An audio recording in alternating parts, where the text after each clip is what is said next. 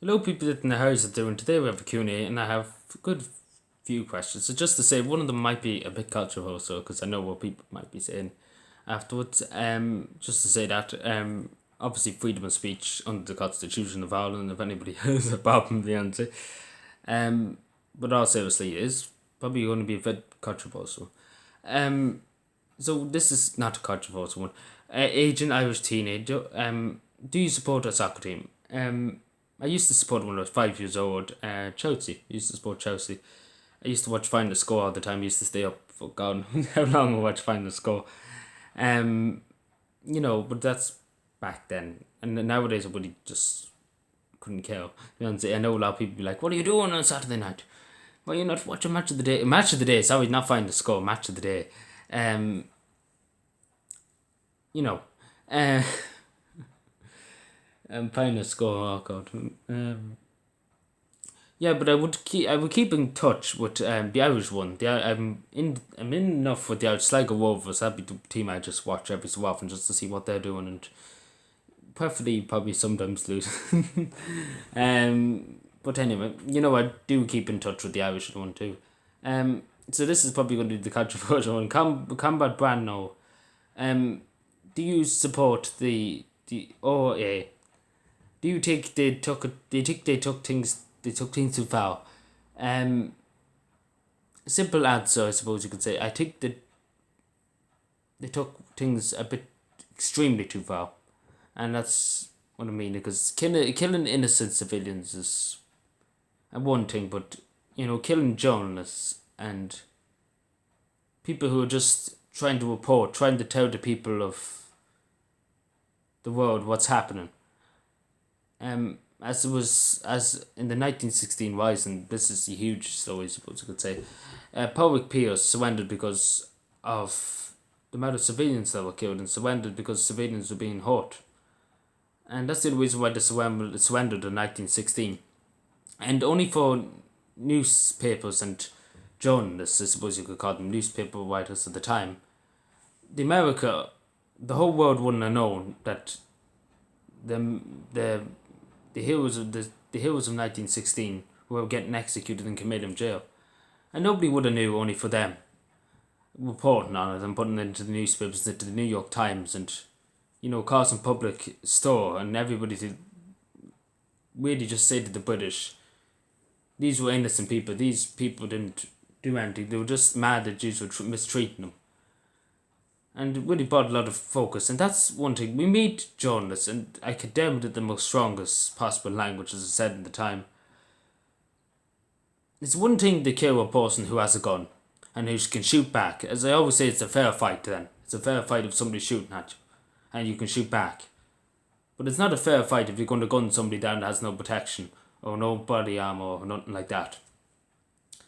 And I can really, as I say many times, as I said 100 times, violence is never going to work, because for so long there was bombs and there was shootings in Northern Ireland, and at the end of the day, it didn't really achieve anything. It achieved pain and suffering for people, both on the British and Irish side, because people were getting killed, innocent civilians were getting killed, people who had nothing, even didn't even know what was going on, was getting killed. There was car bombs exploding in the middle of streets, in the middle of playgrounds, in the middle of everywhere, and you just have to look back on it and you say, what was the sense in it? I know it was saying to the British that we won't stand and listen to yous, but at the end of the day, it caused more harm than good, because there's so many people who could have been alive today who had nothing at all, who were just children. Take an example, the Barrow Talbot bombing. Two young people who had their whole lives ahead of them, 18 and 17, by the volunteer force, blown up by them in a bomb in Barrow Talbot. Completely innocent people. People that had nothing to do, people that didn't want anything to do, town that didn't want anything to do with any trouble. They were just sitting down on a bench.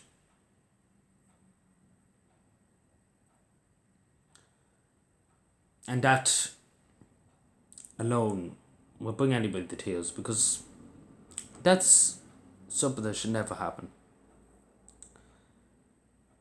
Because it didn't achieve anything. It didn't achieve what they were hoping to achieve. It didn't achieve. The only thing it achieved, and them families and the families, like I mentioned, is heartbreak. Questions. Unanswered questions for years and years. Why? Why? Why? And it's just not worth killing people for. Because as I say, life is so precious, and you know, it's just enough blood has been spilled on this country's soil over the last 105, 106 years. You know, so much blood that this country is soaked in blood. And, you know, you just have to think about the amount of people who died. You count the amount of innocent people who died. And then you just question to yourself, you know, like that's what happens in wars and in trouble. Innocent people get caught up. And which is sad. But that's all I'm going to say about it, because it took nearly 10 minutes, that stuff. I'm only joking. But all seriously, I really condone any violence, because we're lucky to live in a peaceful country. We're lucky to live in a country of some kind of peace, because we're not living in a country where we are threatened by any other countries. Another thing, just one more question. Do you ever be able to sort out the situation that you talked about in your My Life video part 2, where in the last 15 or 10 minutes, you talked about a personal situation that's going on at the moment in time that's really affecting you, but between you and another person, preferably a girl. You have to put it in preferably, didn't you? Political language, very well done. I'm only joking. I'm obviously going to say it very straight to people. I'm very, I suppose, very open in saying to people that the person that I talk about in that video and in some other videos really means a lot to me, and I don't have the courage, and that's pure and simple. I don't have the courage to talk to this person, even though I'm a blabbermouth, as some people call me.